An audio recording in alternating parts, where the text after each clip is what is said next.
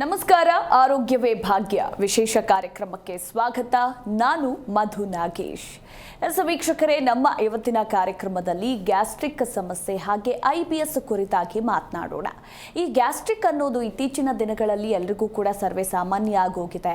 ಅಂದರೆ ಊಟ ಮಾಡದೇ ಇದ್ರೆ ಮಾತ್ರ ಗ್ಯಾಸ್ಟ್ರಿಕ್ ಪ್ರಾಬ್ಲಮ್ ಬರುತ್ತಾ ಅಥವಾ ಇನ್ನೂ ಬೇರೆ ಬೇರೆ ಕಾರಣಗಳಿಂದ ಈ ಒಂದು ಸಮಸ್ಯೆ ಬರುತ್ತಾ?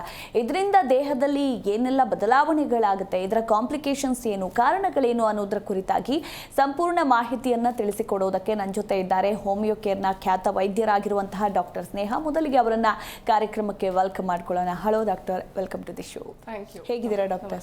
Thank you dear. Yes doctor, gastric ಮತ್ತು IBS, ಮೊದಲನೇದಾಗಿ ನಾವು ಗ್ಯಾಸ್ಟ್ರಿಕ್ ಬಗ್ಗೆ ಮಾತನಾಡೋಣ. ಸೊ ಈ ಗ್ಯಾಸ್ಟ್ರಿಕ್ ಅನ್ನೋದು ಅಂದ್ರೆ ಸಾಮಾನ್ಯವಾಗಿ ಜನಕ್ಕೆ ಎದೆ ಹುರಿ ಬಂದ್ರೆ ಸಾಕು, ಓ ನನಗೆ ಗ್ಯಾಸ್ಟ್ರಿಕ್ ಇದೆ ಅಂತ ಅನ್ಕೊಂಡ್ಬಿಡ್ತಾರೆ. ಅದು ಬೇರೆ ಏನು ಕಾರಣ ಇದ್ರೂ ಕೂಡ ಒಂದು ಟ್ಯಾಬ್ಲೆಟ್ ತಗೊಂಡು ತಿನ್ಬಿಡ್ತಾರೆ, ಹುರಿ ಕಡಿಮೆ ಆಗ್ಲಿ ಅಂತ. ಇದನ್ನೇ ಗ್ಯಾಸ್ಟ್ರಿಕ್ ಅಂತ ಕರೆಯೋದಾ ಅಥವಾ ಗ್ಯಾಸ್ಟ್ರಿಕ್ ಅಂದ್ರೆ ಬೇರೆ ಬೇರೆ ಲಕ್ಷಣಗಳಿರುತ್ತಾ? ಅದರ ಕಾರಣಗಳು ಮೊದಲನೇದಾಗಿ ತಿಳಿಸ್ಕೊಡಿ. ಓಕೆ, ಸೊ ಬೇಸಿಕಲಿ ಏನಾಗಿದೆ, ಈಗ ನಮ್ಮ ಟೋಟಲ್ ಡೈಜೆಸ್ಟಿವ್ ಸಿಸ್ಟಮ್ ಏನಿದೆ ಅಥವಾ ಈ ಜೀರ್ಣಕ್ರಿಯೆಗಳಿಗೆ ಸಂಬಂಧಪಟ್ಟಂತಹ ಇದರಲ್ಲಿ ಸಿಸ್ಟಮಲ್ಲಿ ತುಂಬ ಹಲವಾರು ರೀತಿಯಾದಂಥ ಸಮಸ್ಯೆಗಳಾಗುತ್ತೆ. ಈಗ ನೀವು ಹೇಳಿದ್ರಿ ಉರಿ ಆಗುವಂಥದ್ದು. ಸೊ ಉರಿ ಆಗುವಂಥದ್ದು ಏನಿದೆ ಅದನ್ನು ಹೈಪರ್ ಆ್ಯಸಿಡಿಟಿ ಅಂತ ಹೇಳಿ ಕರಿತೀವಿ ನಾವು. ಜನರಲಿ ಏನಾಗುತ್ತೆ, ನಮ್ಮ ಒಂದು ಸ್ಟಮಕ್ ಏನಿದೆ, ಈಗ ನಾವು ತಿನ್ನೋ ಆಹಾರ ಬಂದ್ಬಿಟ್ಟು ಬಾಯಿಂದ ನಾವೇನು ಚೀವ್ ಮಾಡ್ತೀವಿ, ಅದ ನಂತರ ನಮ್ಮ ಇಸೋಫೆಗಸ್ ಮುಖಾಂತರ ಹೋಗಿ ನಮ್ಮ ಸ್ಟಮಕ್ಗೆ ಹೋಗಿ ಅಲ್ಲಿ ಜೀರ್ಣ ಆಗಿಬಿಟ್ಟು ನಂತರ ಗಟ್ ಮುಖಾಂತರ ಅಬ್ಸಾರ್ಪ್ಷನ್ ಆಗಿ ಬೇಕಾಗಿರೋದು ಮಾತ್ರ ದೇಹ ಹೀರ್ಕೊಂಡು ಬೇಡವಾಗಿರೋದನ್ನ ಏನು ಮಾಡುತ್ತೆ, ಎಕ್ಸ್ಕ್ರೀಟ್ ಮಾಡುತ್ತೆ. ಸೊ ಇಷ್ಟೊಂದು ಕ್ರಿಯೆಗಳು ನಡೀತಾ ಇರುತ್ತೆ. ಜನರಲಿ ನಿಮಗೆ ಯಾವುದೇ ರೀತಿಯಾದಂಥ ಡೈಜೆಷನ್ಗೆ ರಿಲೇಟೆಡ್ ಸಮಸ್ಯೆಗಳಾದಾಗ ಅಲ್ಲಿ ಕಾಣುವಂಥ ಕಾಮನ್ ಲಕ್ಷಣಗಳಲ್ಲಿ ಈ ಒಂದು ಉರಿ ಅನ್ನುವಂಥದ್ದು, ತೇಗ್ ಬರುವಂಥದ್ದು, ಏನು ಊದ್ಕೊಂಡಂಗೆ ಆಗುತ್ತೆ, ಹೊಟ್ಟೆ ಉಬ್ರ ಬರುತ್ತೆ, ಮತ್ತು ಗ್ಯಾಸ್ ಆಗುವಂಥದ್ದು, ಹೊಟ್ಟೆ ನೋವು ಬರುವಂಥದ್ದು, ಇವೆಲ್ಲ ಕಾಮನ್ಲಿ ಜನರಲೈಸ್ ಲಕ್ಷಣಗಳು. ಬಟ್ ಎಲ್ಲನೂ ಒಂದೇ ರೀಸನ್ ಇರುವುದಿಲ್ಲ. ಈಗ ಇನ್ ಕೇಸ್ ನಿಮಗೆ ಎದೆಯಲ್ಲಿ ಉರಿ ಆಗ್ತಿದೆ, ತಿರ್ಗಾ ತೇಗ್ಲು ಬರ್ತಾ ಇದೆ, ತಿಂದಿದ್ದೆಲ್ಲ ಬಾಯಿಗೆ ಬಂದಂಗೆ ಆಗುತ್ತೆ, ಅಂಥ ಸಂದರ್ಭದಲ್ಲಿ ಅದನ್ನು ನಾವು ಇಸೋಫೆಗೈಟಿಸ್ ಅಂತೀವಿ. ಇಸೋಫೆಗಸ್ ಅನ್ನೋದು ಅನ್ನನಾಳ. ಸೊ ಅನ್ನನಾಳದಲ್ಲಿ ಎಲ್ಲಾದರೂ ನಿಮಗೆ ಇರಿಟೇಷನ್ಸ್ ಆದಾಗ ಅದಕ್ಕೆ ಏನಾಗುತ್ತೆ, ನಮ್ಮ ಟೋಟಲ್ ಡೈಜೆಸ್ಟಿವ್ ಸಿಸ್ಟಮ್ ಏನಿದೆ, ಸ್ಟಮಕ್ಗಾಗ್ಬೋದು, ಇಸೋಫೆಗಸ್ಗಾಗ್ಬೋದು, ಒಂದು ಮ್ಯೂಕಸ್ ಲೈನಿಂಗ್ ಇರುತ್ತೆ. ಸೊ ಆ ಲೈನಿಂಗ್ ಏನು ಮಾಡುತ್ತೆ, ನಮ್ಮ ಆಹಾರದಲ್ಲಿ ಇರುವಂತಹ ಯಾವುದೇ ರೀತಿಯಾದಂಥ ಒಂದು ಸ್ಟ್ರಾಂಗ್ ಪ್ರಾಡಕ್ಟ್ಸ್ ಆಗಲಿ, ಏನೇ ಅದರಲ್ಲಿರುವಂಥ ಇರೋಸಿವ್ ಪ್ರಾಡಕ್ಟ್ಸ್ ಆಗಲಿ, ಯಾವುದೂ ನಮ್ಮ ಸ್ಟಮಕ್ ಲೇಯರ್ನ ಡಿಸ್ಟರ್ಬ್ ಮಾಡಬಾರ್ದು, ಬಟ್ ಜೀರ್ಣ ಆಗಿಬಿಟ್ಟು ಅದ್ರ ಕೆಲಸ ಮುಂದುವರಿಬೇಕು ಅನ್ನೋ ಥರದ ಫಂಕ್ಷನಾಲಿಟಿ ಇರುತ್ತೆ ಅದು.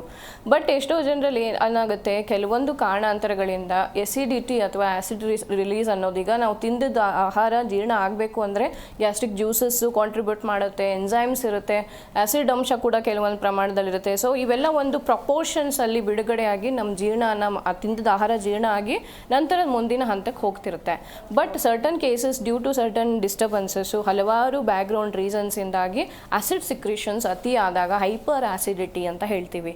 ಅದು ಆ ಥರ ಆದಾಗ ಏನಾಗುತ್ತೆ, ಈ ಒಂದು ಲೈನಿಂಗಲ್ಲಿ ಊತ ಬರಬಹುದು, ಆ ಲೈನಿಂಗ್ ಡಿಸ್ಟರ್ಬ್ ಆಗ್ಬೋದು, ಎರೋಷನ್ಸ್ ಬರ್ಬೋದು. ಈಗ ಹೆಂಗೆ ಬಾಯಿ ಹುಣ್ಣಾಗುತ್ತೆ ಅದೇ ಥರನಾದಂತಹ ಡಿಸ್ಟರ್ಬೆನ್ಸ್ ಆ ಲೈನಿಂಗಲ್ಲಿ ಆದಾಗ ಅದನ್ನು ನಾವು ಇಸೋಫೆಗಸಲ್ಲಿ ಆದಾಗ ಇಸೋಫೆಗೈಟಿಸ್ ಅಂತೀವಿ. ಗ್ಯಾಸ್ಟ್ರಿಕ್ ಅನ್ನೋದು ಸ್ಟಮಕ್. ಬೇಸಿಕಲಿ ಆ ಸ್ಟಮಕಲ್ಲಿ ಲೈನಿಂಗಲ್ಲಿ ಅದು ಏನಾದರೂ ಇನ್ಫ್ಲಮೇಷನ್ ಅಥವಾ ಇರಿಟೇಷನ್ ಆದಾಗ ಅದನ್ನು ನಾವು ಗ್ಯಾಸ್ಟ್ರೈಟಿಸ್ ಅಂತ ಹೇಳಿ ಕರಿತೀವಿ. ಮುಂದೆ ನಮಗೆ ಇಂಟೆಸ್ಟೈನ್ಸ್ ಇದೆ, ಕರುಳುಗಳಿದೆ. ಸೊ ಅಲ್ಲಿ ಏನಾದರೂ ಸಮಸ್ಯೆಗಳಾದಾಗ ಮತ್ತು ಕ್ರಾನ್ಸ್ ಡಿಸೀಸು, ಅಲ್ಸರೇಟಿವ್ ಕೊಲೈಟಿಸ್ ಅಂತೀವಿ. ಹೀಗೆ ಹಲವಾರು ರೀತಿಯಾದಂಥ ಕೆಟಗರೈಸ್ ಕಂಡೀಷನ್ಸ್ಗಳು ಸ್ಪೆಸಿಫಿಕ್ ಜೀರ್ಣಕ್ರಿಯೆಯ ಸ್ಪೆಸಿಫಿಕ್ ಭಾಗನ ತೊಂದರೆಗೆ ಒಳಪಟ್ಟಾಗ ಏನಾಗುತ್ತೆ, ಅದಕ್ಕೆ ತಕ್ಕನಂಗೆ ಕೆಲವೊಂದು ಸಿಂಪ್ಟಮ್ಸು ವೇರಿಯೇಟಿಂಗ್ ವೇ ಅಲ್ಲಿ ಕಂಡು ಬರಬಹುದು. ಡಾಕ್ಟರ್, ಒಬ್ರು ಕಾಲರ್ ಇದ್ದಾರೆ, ಮಾತಾಡ್ಸ್ಬಿಡೋಣ. ಹಲೋ ಹಲೋ ಹಲೋ, ನಮಸ್ತೆ ಮೇಡಮ್. ನಮಸ್ತೆ ಮಾ, ನಿಮ್ಮ ಹೆಸರು? ಮೇಡಮ್, ನನ್ನ ಹೆಸರು ಮಂಜುಳಾ ಅಂತ. ನನ್ನ ಮಗಳಿಗೆ ಗ್ಯಾಸ್ಟ್ರಿಕ್ ಸಮಸ್ಯೆ ಒಂದು 6 ತಿಂಗಳಿಂದ 7 ತಿಂಗಳಿಂದ ಊಟ ಟೈಮಿಗೆ ಸರಿಯಾಗಿ ತಿಂದ್ರು ಕೂಡ ಸ್ವಲ್ಪ ಗ್ಯಾಸ್ಟ್ರಿಕ್, ಈ ಕಾಳುಗಳು, ಈ ಆಲೂಗಡ್ಡೆ ಆ ತರದೆಲ್ಲ ತಿಂದ್ರೆ ಸ್ವಲ್ಪ ಗ್ಯಾಸ್ಟ್ರಿಕ್ ಸಮಸ್ಯೆ ಆಗ್ತಾ ಇದೆ. 6 ತಿಂಗಳಿಂದಾನೇ ಅವರಿಗೆ ಈ ತರ ಜೀರ್ಣಶಕ್ತಿಯಲ್ಲಿ ವ್ಯತ್ಯಾಸ ಆಗ್ತಿದೆಯಾ ಅಥವಾ ಅವರ ಏಜ್ ಎಷ್ಟೀಗ ಪ್ರೆಸೆಂಟ್ಲಿ? 17.5 ಮೇಡಮ್. ಓಕೆ, ಸೊ ಈಗ ಏನಾದರೂ ಅವರದ್ದು ಬೇಸಿಕಲಿ ಬೇರೆ ಹೆಲ್ತ್ ಇಶ್ಯೂಸ್ ಏನಾದ್ರು ಇದೆಯಾ ಅಥವಾ ಏನಕ್ಕಾದರೂ ಮೆಡಿಕೇಶನ್ಸ್ ಯೂಸ್ ಮಾಡಿದಾರಾ? ಜನರಲಿ ಸಡನ್ ಆಗಿ ಹೇಳಿ. ಅವಳು ಸ್ವಲ್ಪ ಒಂದು 2 ವರ್ಷದಿಂದ ಅವಳದು ಸ್ವಲ್ಪ ಎಂಜಿಯೋಗ್ರಾಮ್ ಆಗಿತ್ತು ಮೇಡಮ್. ಏನಮ್ಮ?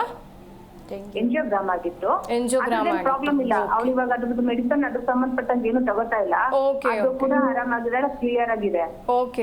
ಓಕೆ. ಸೊ ಬೇಸಿಕಲಿ ನೀವು ಹೇಳೋ ಪ್ರಕಾರ ನೋಡಿದ್ರೆ back ground reasons could be physical, medicinal impact, generalised ಆ ಒಂದು ವೀಕ್ನೆಸ್ಸು, ಸರ್ಟನ್ ಕಂಡೀಷನ್ಸ್ ಅಥವಾ ಪ್ರೊಸೀಜರ್ಸ್ ಒಳಗಾದಾಗ ತಗೊಳ್ಳುವಂತಹ ಕೆಲವೊಂದು ಸಪೋರ್ಟಿವ್ ಮೆಡಿಸಿನ್ಸ್, ಪೇನ್ ಕಿಲ್ಲರ್ ಇರ್ಬೋದು ಅಥವಾ ಏನಾದರೂ ಆಂಟಿಕೋಆಗ್ಲೆಂಟ್ಸ್ ಆಗಿರ್ಬೋದು, ಆ ಥರದ ಔಷಧಿಗಳಿದ್ದಿರ್ಬೋದು, ಸ್ಟ್ರೆಸ್ ಫ್ಯಾಕ್ಟರ್ಸು, ಎಂಗ್ಸೈಟಿ ಇಂಪ್ಯಾಕ್ಟು, ಇವೆಲ್ಲನೂ ಕಾರಣ ಇರುತ್ತೆ. ಬಟ್ ದೆನ್ ನೀವು ವರಿ ಮಾಡೋ ಅವಶ್ಯಕತೆ ಇಲ್ಲ. ಈಗ ಇಲ್ಲಿ ನೀವು ಎಂಟಾಸಿಡ್ಸು ಅಥವಾ ಏನೇ ಒಂದು ಆ ಮೂಮೆಂಟಿಗೆ ಸಮಾಧಾನ ಮಾಡೋ ಔಷಧಿ ತಗೊಳ್ಳೋ ಬದಲು ನಿಮ್ಮ ಮಗಳ ಕೇಸಲ್ಲಿ ಏನಿದೆ, ಬ್ಯಾಕ್ಗ್ರೌಂಡ್ ರೀಸನ್ಸು ಫಿಸಿಕಲ್ ಇರಬಹುದು, ಸಮ್ಟೈಮ್ಸ್ ಅದು ಸ್ಟ್ರೆಸ್ ಫ್ಯಾಕ್ಟರ್ಸ್, ಸೈಕಲಾಜಿಕಲ್ ಇಂಪ್ಯಾಕ್ಟು ಇರುತ್ತೆ.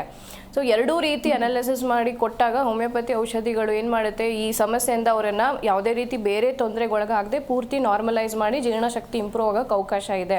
ನೀವು ಒಂದು ಕೆಲಸ ಮಾಡಿ ಅಮ್ಮ, ಹತ್ರಕ್ಕೆ ಯಾವ ಬ್ರಾಂಚ್ ಇದೆ ನಮ್ದು ಹೋಮಿಯೋ ಕೇರ್ದು, ಅಲ್ಲಿ ಮಗಳನ್ನ ಕರ್ಕೊಂಡು ಅವ್ರದ್ದೇನು ಪ್ರೊಸೀಜರ್ ಆಗಿದೆ ಅದು ಡೀಟೇಲ್ ಹಿಸ್ಟ್ರಿನೂ ತೊಗೊಂಡು ಬನ್ನಿ.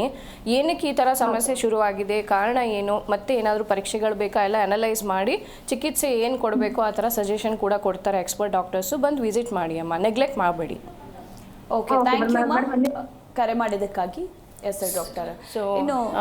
ಸೊ ಬೇಸಿಕಲಿ ಈ ಕೇಸಲ್ಲಿ ಕೆಲವೊಂದು ಎನ್ಹಾನ್ಸ್ ಏನು ಮಾಡ್ಬೋದು ಅಂದರೆ, ಎಂಜಿಯೋಗ್ರಾಮ್ ಅನ್ನೋದು ಒಂದು procedure related to cardiac conditions.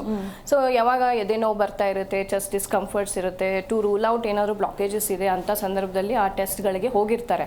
So ಇದ್ರ ಅರ್ಥ ಏನು, ನನಗೆ ಒಂದು ಅಪ್ರಾಕ್ಸಿಮೇಷನ್ ಏನು ಅನಲೈಸ್ ಮಾಡ್ಬೋದು ಅಂದರೆ, girl is going through some kind of a stress factor or she is already having a physical health issues otherwise. ಹಂಗಿದ್ದಾಗ ಏನಾಗುತ್ತೆ, ಎಂಗ್ಸೈಟಿ ಅನ್ನೋದು ಕೂಡ ನಮ್ಮ ಗ್ಯಾಸ್ಟ್ರಿಕ್ ಸಮಸ್ಯೆಗಳಿಗೆ ಕಾರಣ ಆಗುತ್ತೆ. ಅದು ಕಾಮನ್ಲಿ ರೂಲ್ಡ್ ಔಟು.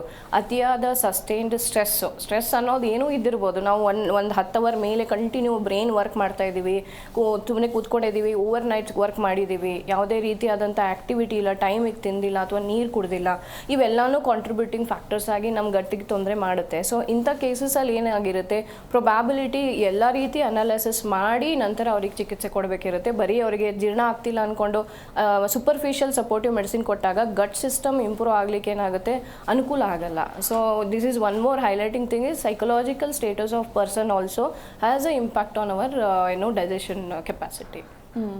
ಇನ್ನು ಈ ಗ್ಯಾಸ್ಟ್ರಿಕ್ನ ಕಾಂಪ್ಲಿಕೇಶನ್ಸ್ ಬಗ್ಗೆ ಹೇಳೋದಾದ್ರೆ ಡಾಕ್ಟರ್, ಬೇಸಿಕಲಿ ಏನಿದೆ, ಈಗ ನೀವು ಯಾಕೆ ಬರುತ್ತೆ ಫಸ್ಟ್ ಪ್ಲೇಸಲ್ಲಿ ಪ್ರಾಬ್ಲಮ್ ಅಂತ ಬಂದಾಗ, ಗ್ಯಾಸ್ಟ್ರೈಟಿಸ್ ಅಂತ ನಾವು ನೋಡಿದಾಗ ನಮ್ಮ ಸ್ಟಮಕ್ಗೆ ಕೆಲವೊಂದ್ಸತಿ ಏನಾಗುತ್ತೆ, ಒಂದು ಮೂಮೆಂಟಲ್ಲಿ ಏನೋ ಫುಡ್ ಪಾಯ್ಸನಿಂಗ್ ಆಗಿ ಎಲ್ಲೋ ಒಂದು ಕಡೆಗೆ ಅದು ಇನ್ಫೆಕ್ಟ್ ಆದಾಗ ಒಂದು ಫ್ಯೂ ಡೇಸ್ ಸಫರ್ ಆಗಿಬಿಟ್ಟು ನಂತರ ಅದೇನಾಗುತ್ತೆ, ನೀವೆಲ್ಲ ಮೆಡಿಸಿನ್ಸ್ ಏನೋ ಅಕ್ಯೂಟ್ ಮೆಡಿಸಿನ್ ತೊಗೊಂಡಾಗ ಸರಿ ಹೋಗ್ಬಿಟ್ಟಿರುತ್ತೆ.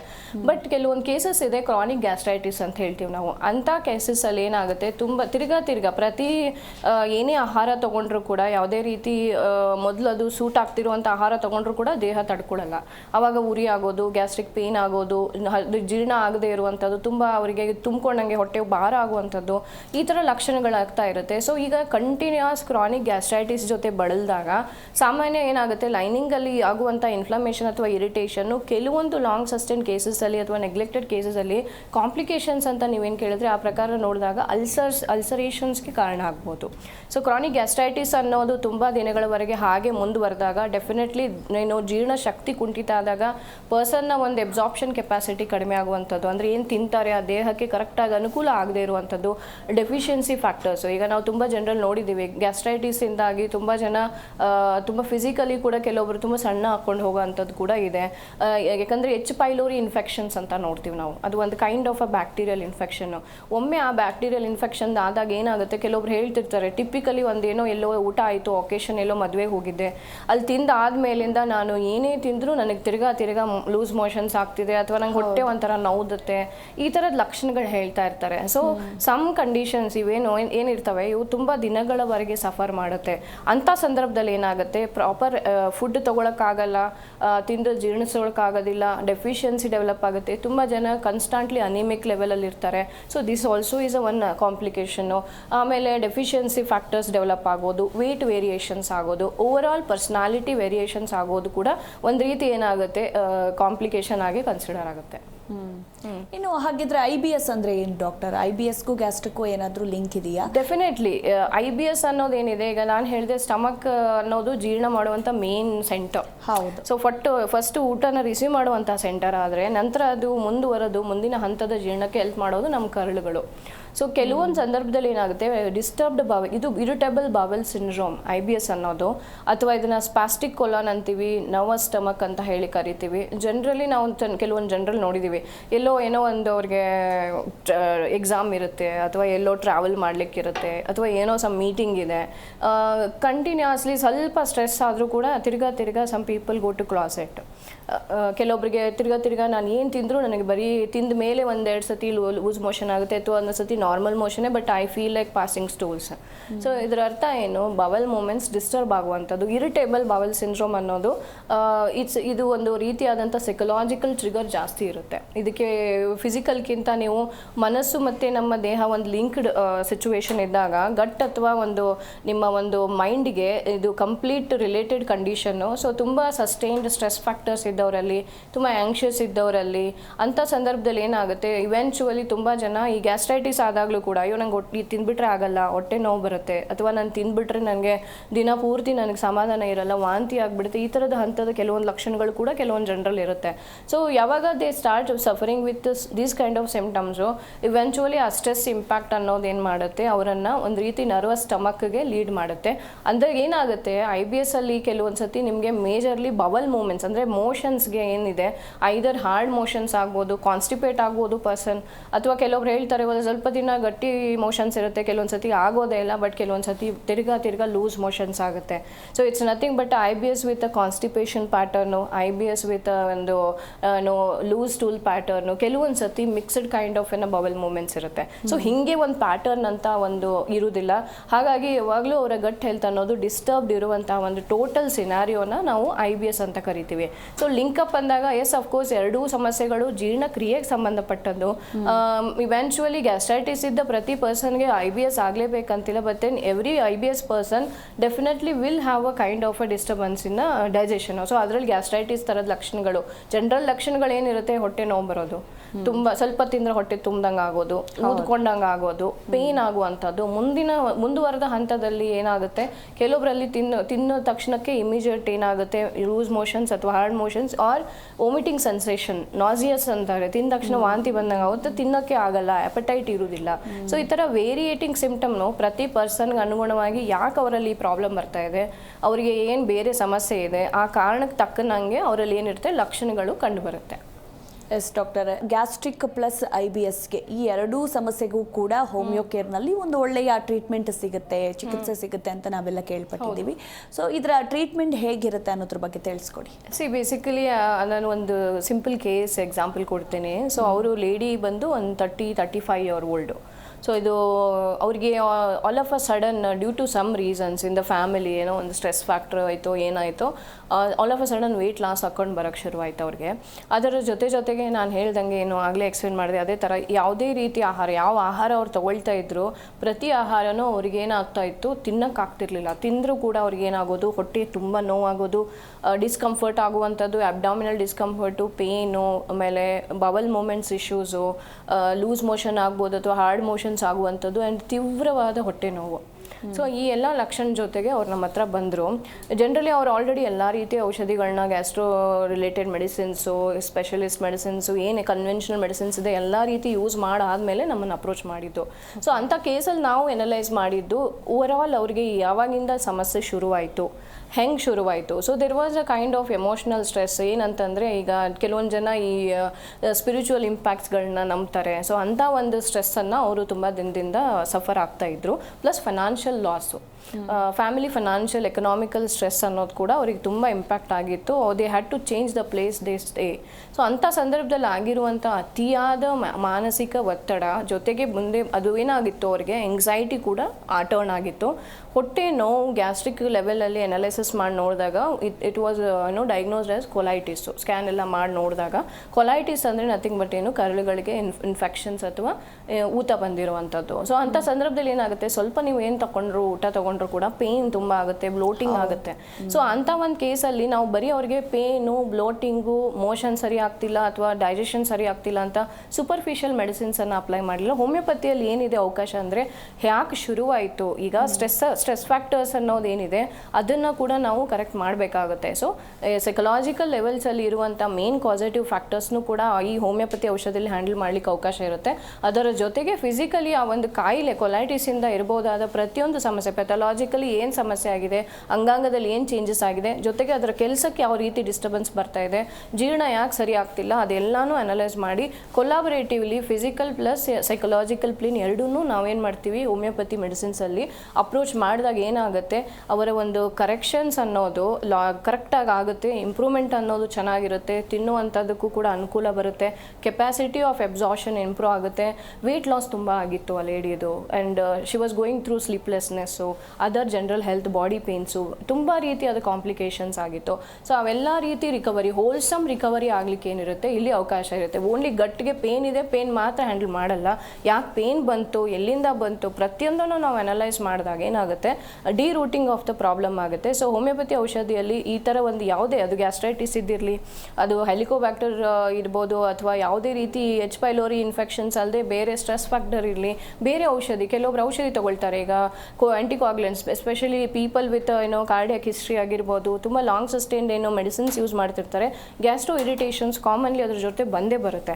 ಸೊ ಅಂಥ ಸಂದರ್ಭದಲ್ಲಿ ಏನಾಗುತ್ತೆ, ಹೋಮಿಯೋಪತಿ ಔಷಧಿಗಳು ಮತ್ತೆ ಬೇರೆ ಯಾವುದೇ ರೀತಿ ಕಾಂಪ್ಲಿಕೇಶನ್ಸ್ ಅಥವಾ ದುಷ್ಪರಿಣಾಮ, ಅಡ್ಡ ಪರಿಣಾಮ ಕೊಡದೆ ಇರುವಂಥ ಸಿಸ್ಟಮ್ನ ಕೆಲಸನ ಇಂಪ್ರೂವ್ಮೆಂಟ್ ಮಾಡಿ ಅವರಿಗೆ ಅವರ ಜನರಲೈಸ್ಡ್ ಹೆಲ್ತ್ ಕೂಡ ಸರಿ ಆಗ್ಲಿಕ್ಕೆ ಅವಕಾಶ ಮಾಡಿಕೊಡುತ್ತೆ. ಅದರಿಂದ ಏನಾಗುತ್ತೆ, ಸಫರಿಂಗ್ ಕೂಡ ಕಡಿಮೆ ಆಗುತ್ತೆ, ಮುಂದೆ ಬರ್ಬೋದಾದ ಕಾಂಪ್ಲಿಕೇಶನ್ಸ್ಗಳು ತಡೆಗಟ್ಟುತ್ತೆ, ಮತ್ತೆ ಅವರಿಗೆ ಸಮಸ್ಯೆ ರಿಕರ್ ಆಗೋದಿಲ್ಲ ಔಷಧಿ ಬಿಟ್ಟ ನಂತರ ಕೂಡ. ಮತ್ತು ಔಷಧಿಯಿಂದ ಯಾವುದೇ ರೀತಿಯಾದಂಥ ಎಡಿಕ್ಷನ್ ಡೆವಲಪ್ ಆಗಲ್ಲ, ಮತ್ತು ಔಷಧಿಯಿಂದ ಕೂಡ ಯಾವುದೇ ರೀತಿಯಾದಂಥ ಸೈಡ್ ಇಫೆಕ್ಟ್ಸು ಇದರಲ್ಲಿ ಬರೋದಿಲ್ಲ. ಹಾಗಾಗಿ ಏನಾಗುತ್ತೆ, patient will have a proper correction ಮತ್ತು ಲಾಂಗ್ ಲಾಸ್ಟಿಂಗ್ ರಿಲೀಫ್ ಇರುತ್ತೆ. ಸೊ ಹಾಗಾಗಿ ಗಟ್ ರಿಲೇಟೆಡ್ ಪ್ರಾಬ್ಲಮ್ಸಲ್ಲಿ physical or emotional or any other disease oriented ಎಲ್ಲ ಕಂಡೀಷನ್ಸಲ್ಲಿ ಕೂಡ ರೂಟ್ ಕಾಸನ್ನು ಹ್ಯಾಂಡಲ್ ಮಾಡಿಬಿಟ್ಟು ನಂತರ ನೀವು ಮೆಡಿಸಿನ್ಸ್ ಕೊಟ್ಟಾಗ ಡೆಫಿನೆಟ್ಲಿ ಕ್ಯೂರ್ ಏನು ವರ್ಡ್ ಇದೆ, ಗುಣ ಆಯಿತು, ವಾಸಿ ಆಯಿತು, ಕರೆಕ್ಟಾಗಿ ಆಯಿತು ಅಂತ ಹೇಳ್ತಾರೆ, ಆ ಥರದ ಪಾಸಿಬಿಲಿಟಿ ಈ ಔಷಧಿಗಳಲ್ಲಿ ಇರುತ್ತೆ. ಎಸ್, ನನ್ನ ನೆಕ್ಸ್ಟ್ ಕ್ವಶನ್ ಅದೇ ಆಗಿತ್ತು ಡಾಕ್ಟರ್. ಒಂದ್ಸಲ ಏನಾದರೂ ಗ್ಯಾಸ್ಟ್ರಿಕ್ ಸಮಸ್ಯೆ ಕಾಣಿಸ್ಕೊಂಡ್ಬಿಟ್ರೆ ಲೈಫ್ ಲಾಂಗ್ ಹಂಗೆ ಇರುತ್ತಾ ಅಥವಾ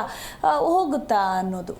ಬೇಸಿಕಲಿ ಇದು ಗಟ್ ಆ್ಯಂಡ್ ಬ್ರೈನ್ ಇಂಟ್ರಾಕ್ಷನ್ಸ್ ಅಂತ ಹೇಳ್ತೀವಿ ನಾವು. ಈ ಒಂದು ನಮ್ಮ ಜೀರ್ಣಕ್ರಿಯೆಗೆ ಸಂಬಂಧಪಟ್ಟ ಮೇಜರ್ ಸಮಸ್ಯೆಗಳಲ್ಲಿ ನಾವು ಕೆಲವೊಂದು ಸತಿ ನೋಡ್ತೀವಿ, ಸಡನ್ ಶಾಕ್ ಆದವರಲ್ಲೆಲ್ಲ ಆಲ್ ಆಫ್ ಅ ಸಡನ್ ಕೆಲವೊಬ್ಬರಿಗೆ ಸ್ಟ್ರೆಸ್ ಆದಾಗ vomitings, head pains, loose motions ಯಾಕೆ ಶುರುವಾಗುತ್ತೆ, there is something between the brain and the body.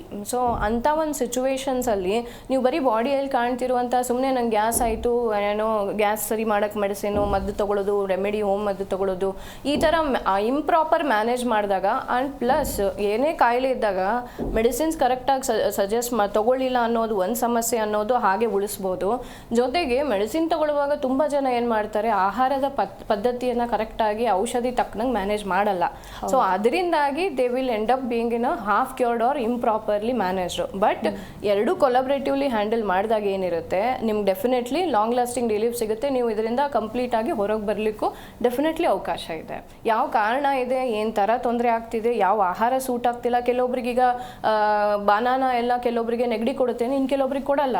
So ಅವರವರ ಬಾಡಿ ತಕ್ಕನಂಗೆ ಕೆಲವೊಂದು ಸುಟಾಬಿಲಿಟಿ, ಡಿಸ್ಕಂಫರ್ಟ್ಸ್ ಇರುತ್ತೆ. ಆಹಾರ ಪದ್ಧತಿನ ಕರೆಕ್ಟಾಗಿ ಮ್ಯಾನೇಜ್ ಮಾಡ್ಕೊಂಡು ಔಷಧಿ ಕರೆಕ್ಟಾಗಿ ಇರೋದನ್ನ ಚೂಸ್ ಮಾಡಿದಾಗ ಡೆಫಿನೆಟ್ಲಿ ಈ ಒಂದು ಡಿಸ್ಟರ್ಬೆನ್ಸ್ ಏನು ನಡೀತಾ ಇರುತ್ತೆ ಸಿಸ್ಟಮಲ್ಲಿ, ಅದರಿಂದ ಅವರು ಪರ್ಮನೆಂಟ್ಲಿ ಏನಾಗುತ್ತೆ, ಅವ್ರಿಗೆ ಒಂದು ರಿಲೀಫ್ ಅನ್ನೋದು ಸಿಗ್ಲಿಕ್ಕೆ ಅವಕಾಶ ಇದೆ.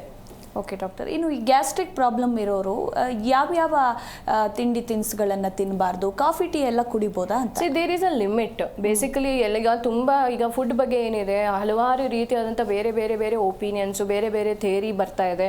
ತುಂಬ ಜನ ನ್ಯೂಟ್ರಿಷನಿಸ್ಟು ತುಂಬ ರೀತಿಯಾದಂಥ ಆಹಾರ ಪದ್ಧತಿಯನ್ನು ಪ್ರಮೋಟ್ ಮಾಡ್ತಾ ಇದ್ದಾರೆ. ಬಟ್ ದೆನ್ ನಿಮ್ಮ ದೇಹ ಏನಿದೆ ಎಲ್ಲರ ಥರದ್ದು ದೇಹ ಅಲ್ಲ. ನೀವು ಒಂದು ರೀಜನ್ ಆಫ್ ದ ಪ್ಲೇಸಿಂದ ಬಂದಿರ್ತೀರಾ, ನಿಮ್ಮ ಆಹಾರ ಪದ್ಧತಿ ಈಗ ಸೌತ್ ನಾರ್ತ್ ಕರ್ನಾಟಕದಲ್ಲೇ ಎಷ್ಟೋ ಡಿಫರೆನ್ಸ್ ಇದೆ, ಸೌತ್ ಆ್ಯಂಡ್ ನಾರ್ತ್ ಇಂಡಿಯನ್ಸಲ್ಲೇ ಎಷ್ಟೋ ಡಿಫರೆನ್ಸ್ ಇದೆ. ಸೊ ಹಾಗಿದ್ದಾಗ ನಿಮ್ಮ ದೇಹದ ಒಂದು ಕೆಪಾಬಿಲಿಟಿ ಆ್ಯಂಡ್ ಜೀರ್ಣಿಸ್ಕೊಳ್ಳುವಂಥ ಶಕ್ತಿ ಯಾವ ಆಹಾರ ಜೊತೆಗೆ ಚೆನ್ನಾಗಿದೆ ಅನ್ನೋದನ್ನು ಯಾವಾಗಲೂ ಪಾಲಿಸ್ಕೊಂಡು ಹೋಗಬೇಕಾಗುತ್ತೆ. ಸೊ ಅಂಥ ಸಂದರ್ಭದಲ್ಲಿ ಫಸ್ಟ್ ಪ್ಲೇಸು ಎಲ್ಲರೂ ತಮ್ಮ ಸ್ಟೇಪಲ್ ಫುಡ್ಡನ್ನು ಯಾವಾಗಲೂ ಕಂಟಿನ್ಯೂಟಿ ಇಟ್ಕೊಬೇಕು. ಮೇಜರ್ಲಿ ಗ್ಯಾಸ್ಟ್ರಿಕ್ ಇಶ್ಯೂಸ್ ಬರುವಂಥ ಸಂದರ್ಭದಲ್ಲಿ ಗ್ಯಾಸ್ಟ್ರೋ ಇರಿಟೆಂಟ್ಸ್ಗಳಾದಂಥ ಹೈ ಈ ಒಂದು masala, oily food, rich food, package food, bakery products, ಅತಿಯಾದ ಮೈದಾ ಆಗಿರ್ಬೋದು, ವೈಟ್ ಫ್ಲೋರ್, ವೈಟ್ ಶುಗರ್ಸ್ ಆಗಿರ್ಬೋದು, ಆ್ಯಂಡ್ ಸ್ಟಿಮ್ಯುಲೆಂಟ್ ಹ್ಯಾಬಿಟ್ಸು, ಆಮೇಲೆ ಬೆವರೇಜಸ್ಸು, ಎರಿಟೆಡ್ ಡ್ರಿಂಕ್ಸು, ಇವೆಲ್ಲ ಏನಾಗುತ್ತೆ ನಿಮ್ಮ ಗ್ಯಾಸ್ಟ್ರಿಕ್ ಲೇಯರನ್ನು ಮತ್ತೆ ಮತ್ತೆ ಇರಿಟೇಟ್ ಮಾಡುತ್ತೆ. ಕಾಫಿ ಟೀ ಅನ್ನೋದು it has a different theory. ತುಂಬ repeatedly if you go on drinking coffee or tea, definitely ಅದೇನಾಗುತ್ತೆ ಆಸಿಡಿಕ್ ಆಗಿ ನಿಮ್ಮ ದೇಹನ ಟರ್ನ್ ಮಾಡುತ್ತೆ. ಅದಕ್ಕೂ ಕೂಡ ಒಂದು ಲಿಮಿಟ್ ಇದೆ, ಒಂದು ಮೆಥಡ್ ಇದೆ. ಯಾವ ರೀತಿಯಾದಂತಹ ಕಾಫಿ, ಯಾವ ರೀತಿಯಾದಂಥ ಟೀ ನಿಮಗೆ ಸೂಟ್ ಆಗುತ್ತೆ ಆ ಪ್ರಕಾರ ಅದನ್ನು ತಗೋಬೇಕು. ಸೊ ಹಾಗಾಗಿ ಜನರಲೈಸ್ಡ್ ವೇಯಲ್ಲಿ ನೋಡೋದಾದರೆ ಡೆಫಿನೆಟ್ಲಿ ತುಂಬ ಇರಿಟೇಟ್ ಮಾಡುವಂಥದ್ದು ಗಟ್ನ ನಮ್ಗೆ ನೋಡುವಂಥದ್ದು ಕ್ಯಾಟಗರಿ ಬಂದು extreme animal proteins with lot of masala, oily, packaged food, junk foods and improper eating. ಅದೇ ಆ ಥರದ ಆಹಾರ ಜೊತೆಗೆ ಅದನ್ನು ಯಾವಾಗಂದರೆ ಆವಾಗ ಮಧ್ಯರಾತ್ರಿ ತಿಂತಾರೆ ಕೆಲವೊಬ್ರು, ರೆಡಿ ಟು ಮೇಕ್ ಫುಡ್ಗಳು.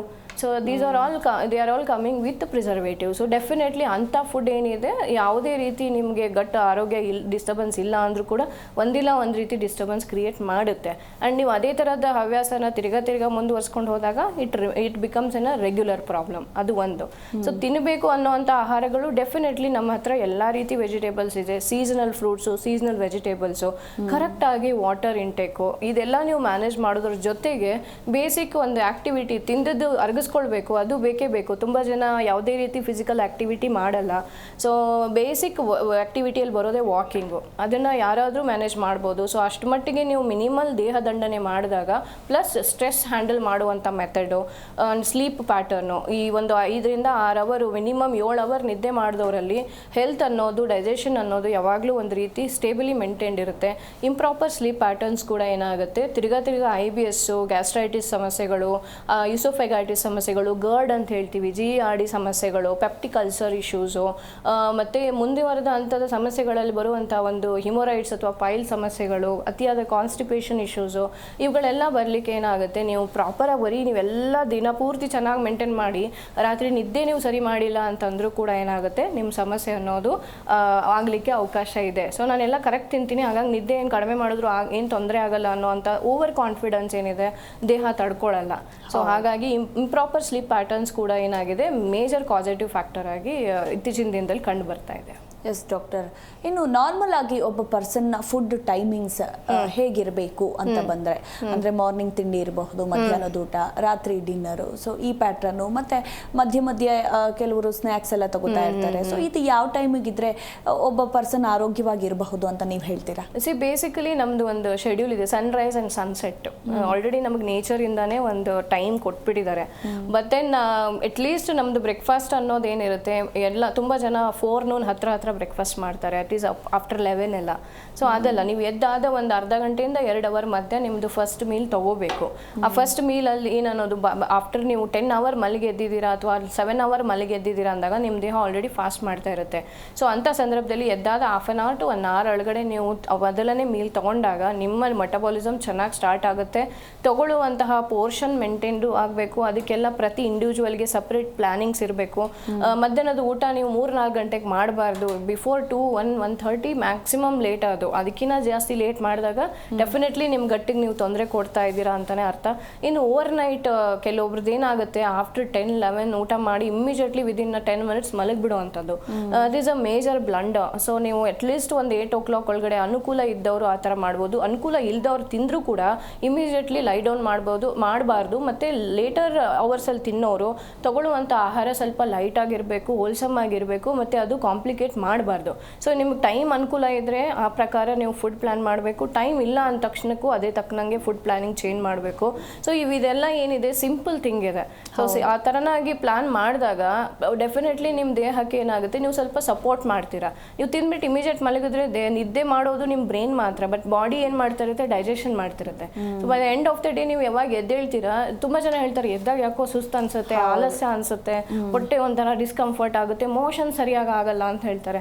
ಬಿಕಾಸ್ ನಿಮ್ಮ ಒಂದು ನೈಟ್ ಡಿನ್ನರ್ ಮೆಥಡು ಮಾರ್ನಿಂಗ್ ನಿಮ್ಮ ಬವಲ್ ಮೂಮೆಂಟ್ಸ್ಗೆ ಇಂಪ್ಯಾಕ್ಟ್ ಮಾಡುತ್ತೆ. ಸೊ ಹಾಗಾಗಿ ಪ್ರತಿಯೊಂದು ನೀವೇನು ಕೇಳಿದ್ರಿ ಡೇ ಆ್ಯಂಡ್ ನೈಟ್ ಎಲ್ಲಾನು ಶೆಡ್ಯೂಲ್ ಅನ್ನೋದು ನಮ್ಮ ಬಾಡಿಗೆ ಆಲ್ರೆಡಿ ದೇವ್ರು ಕೊಟ್ಟಿದ್ದಾರೆ. ಬಟ್ ದೆನ್ ಅದನ್ನು ಮ್ಯಾನೇಜ್ ಮಾಡ್ಕೊಂಡು ಹೋಗೋದು ನಮ್ಮ ವರ್ಕ್ ಶೆಡ್ಯೂಲ್ ಪ್ರಕಾರ, ನಾವು ಯಾವ ಜಾಗದಲ್ಲಿದ್ದೀವಿ, ಯಾವ ಥರದ ಆಹಾರ ತಗೊಳ್ತಾ ಇದ್ದೀವಿ, ಆ ಪ್ರಕಾರ ನಾವೇನು ಮಾಡಬೇಕಾಗುತ್ತೆ ಅರ್ಥ ಮಾಡಿಕೊಂಡು ಅದು ನಮ್ಮ ದೇಹಕ್ಕೆ ಯಾವ್ದು ಕಂಫರ್ಟ್ ಮಾಡುತ್ತೆ ಆ ಪ್ರಕಾರ ಫಾಲೋ ಮಾಡಿದಾಗ ಆದಷ್ಟು ಸಮಸ್ಯೆಯನ್ನು ಅವಾಯ್ಡ್ ಮಾಡಲಿಕ್ಕೆ ಸಾಧ್ಯತೆ ಇದೆ. ಓಕೆ ಡಾಕ್ಟರ್, ನಿಜಕ್ಕೂ ಕೂಡ ಗ್ಯಾಸ್ಟ್ರಿಕ್ ಮತ್ತು IBS ಬಗ್ಗೆ ಸಾಕಷ್ಟು ಮಾಹಿತಿಯನ್ನು ನಮ್ಮ ವೀಕ್ಷಕರಿಗೆ ತಿಳಿಸಿಕೊಟ್ರಿ. ಕೊನೆಯದಾಗಿ ಏನು ಹೇಳಕ್ಕೆ ಇಷ್ಟಪಡ್ತೀರಾ? ಡೆಫಿನೆಟ್ಲಿ ನಿಮ್ಗೆ ಶಾರ್ಟ್ಕಟ್ಸ್ ಇಲ್ಲ. ನಿಮ್ಗೆ ಆಲ್ರೆಡಿ ಗ್ಯಾಸ್ಟ್ರೈಟಿಸ್ ತಿರ್ಗಾ ಆಗ್ತಿದೆ, IBS ಎಸ್ಪೆಷಲಿ ತುಂಬ ಜನ ಬಳಲ್ತಾ ಇದ್ದಾರೆ.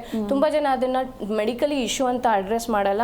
ಡೆಫಿನೆಟ್ಲಿ ಆ ಥರ ನಿಮಗೆ ಸಮಸ್ಯೆ ಆಗ್ತಿದ್ರೆ ಅದನ್ನು ಹೆಸಿಟೇಟ್ ಮಾಡದೆ ಮೆಡಿಸಿನ್ ತಗೊಳ್ಳಿ.